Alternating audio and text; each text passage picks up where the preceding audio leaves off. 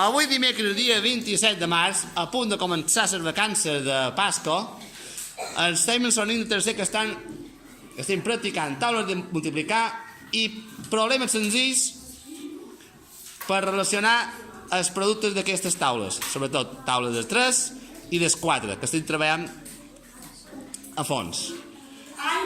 El que feien són petits exercicis on han de relacionar petits problemes amb les seves operacions respectives.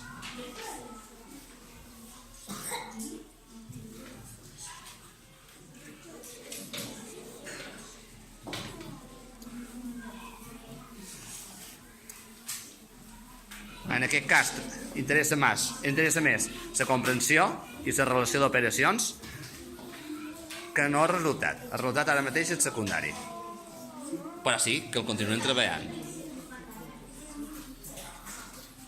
Mitjançant el treball en les taules de multiplicat i la seva memorització.